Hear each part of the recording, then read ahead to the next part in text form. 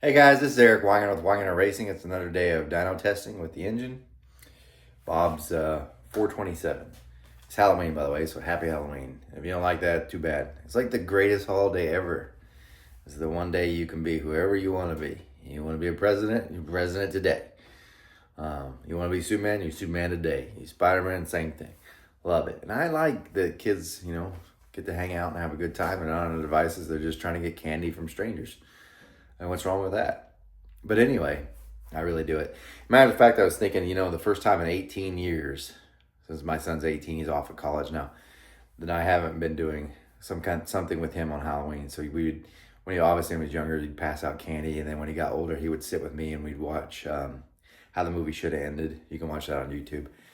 It's a bunch anyway, and we'd pass out candy. But first time in 18 years is crazy. But let's get to what you really want to see, which is about this.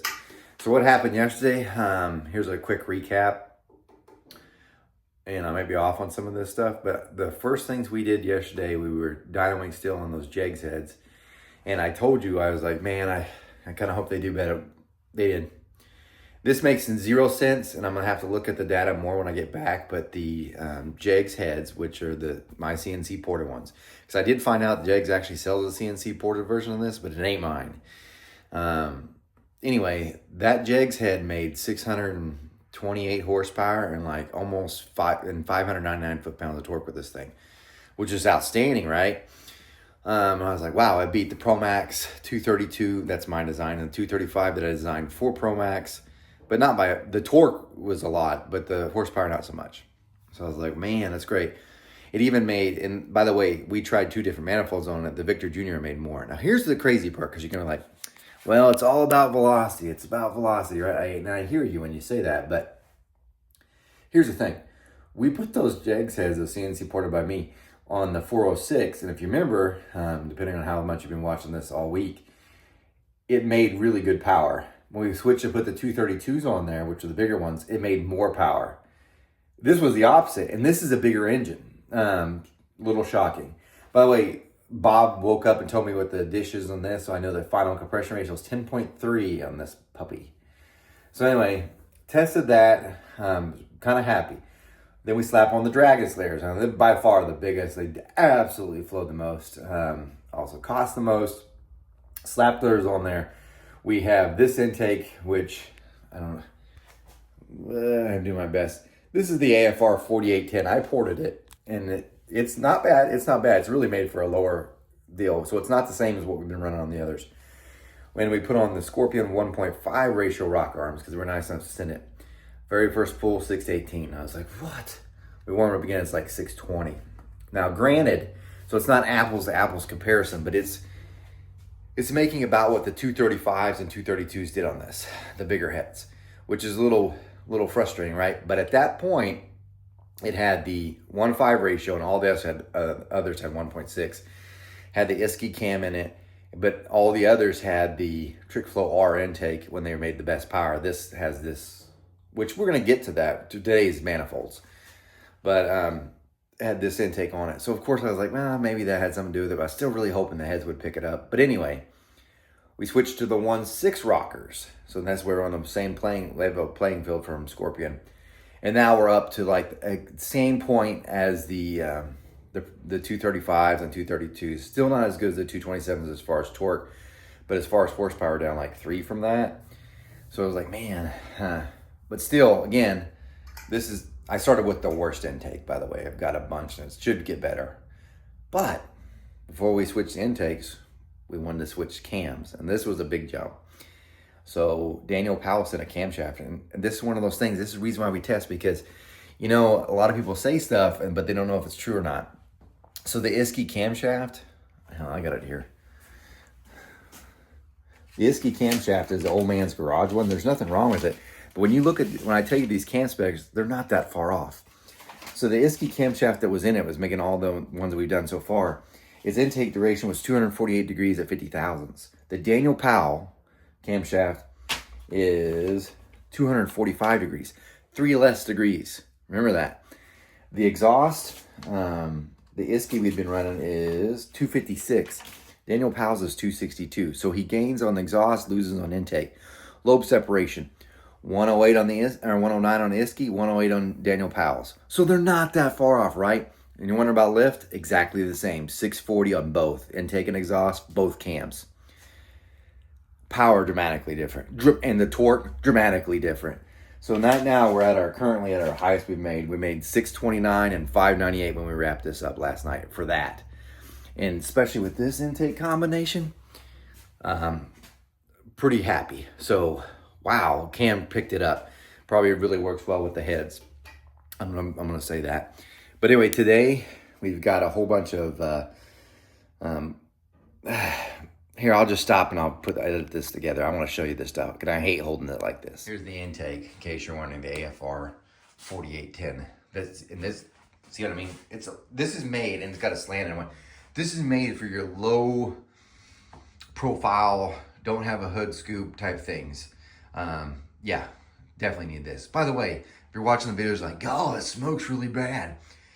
It literally is leaking out of every orifice. We have a drain pan down there. That's not really a drain. That's where it's leaking because it's either leaking out the rear plug, which I put in, one of the galley plugs, maybe the rear main seal, maybe the oil pan, but it's definitely leaking out there. It has from the beginning. It was just a drop. Now it's becoming almost a stream, and just from the air blowing, it's hitting on the header and lighting it. But don't worry, from all the intake changes, it's also now leaking out the front here and out the rear. So if you're seeing smoke, you're like, oh, it must be something wrong with the engine. It's just leaking. And all this is going to get taken care of anyway. Just because we're doing testing that is doing this. But anyway, this is the intake we have on. And it's got a 2-inch HVH spacer, by the way. We've been running that on everything. So just keep things the same. Here's what I've got to test, though. So let me walk around and I'll show you.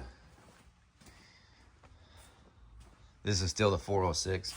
This is what we had to do to try to get the clearance. And it still hit. You could see it on that one when we ran the 232s. But, oh man, that's one of the intakes I got to test. This is the Ironhide. That's the biggest one. This is the one I'm getting ready to put on. There we go. This is the BMP. It should be good. As you can tell, I ported it. This is actually one for Bob. Should be well. And then there's so much stuff scattered. And I'm fat. I got the names, the customers' names on some of this stuff because it's R&D. But there's a 2892 that's actually fully ported. Yeah, I'll just pull it out of the way. There's the 2892, the Super Victor 2, fully ported. That's a stock 2970. That's a diameter flanger. See how that does. There again is the Ironhide. Somewhere over there, probably in where the parts washer is the Triple R. And then I got a ton of spacers. So this is actually the one that goes with the Ironhide, this spacer. We may, on that 2892, try this Dominator adapter. This should be better. But also I brought this one, which is one I used on the Small Block Ford Cam Challenge, Dimples. And then we may try a 4150 carburetor on the Dominator. That's what this one is for. And then, this is an anti-reversion deal. You got this that goes on the bottom. And this part goes on top like this. And that's how it goes on the engine. So that gets tested too, hopefully. So, that's some of the stuff. Trying not to make sure this doesn't drop. That'd suck. I'm not editing because I don't got time. And after that, hopefully get that done and wrapped up by the afternoon because this is Bill's motor. So he's got the same Dragon Slayers that are on Bob's motor. So Bob's kind of like test. Bill's is the get her done deal. Let's make it happen.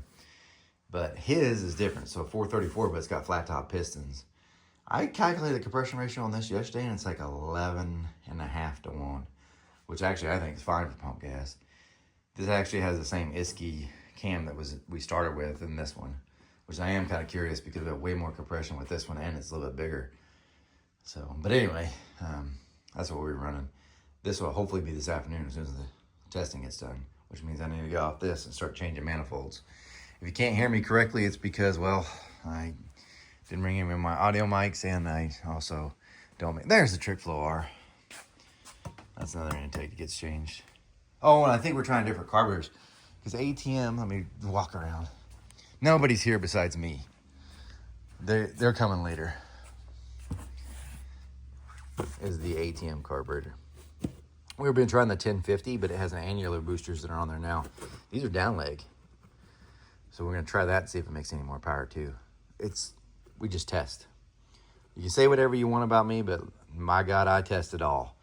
So even if I suck, which kind of felt when I first fired up the Dragon Slayers, which I shouldn't complain. Let me go walk over and see other cool stuff.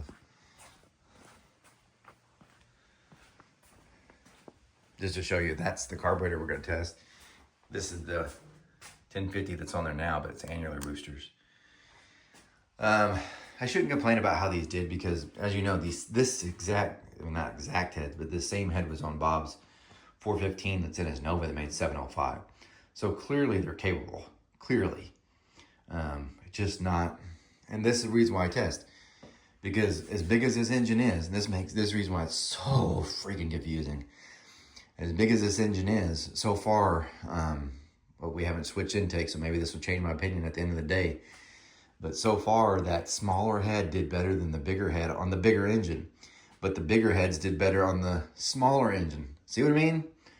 Just because the internet said it doesn't mean it's true. You test. And even as I'm posting, getting ready to get all these results out, I know I'm still going to have people in the comments saying the exact opposite, even though they've never tested. They're just spouting stuff they heard on the internet. I can't explain a lot of the stuff. Things just happen. But it's nice to test and get the knowledge. So hopefully I can share that with you. You guys take care. Remember, I'm no Superman. I did race Superboy. I don't port cast iron heads. The best way to get a hold of me is through email, winegunnerracing@gmail.com. And I never respond to Facebook or Instagram messages. So you can, even if it's a great one, you should have been smart enough to figure out email. Won't do that. So no business has ever happened through Facebook or Instagram. And the entire time I've been in business, it's not worth doing. I just put it out for fun-ish. So there you go. Have fun on Halloween. Take your kids out, enjoy that time with them, especially if they're younger, because man, that time flies by. And anyway, Bishop, if you happen to watch this, which we know you don't, because you have a life, I love you, buddy. Take care.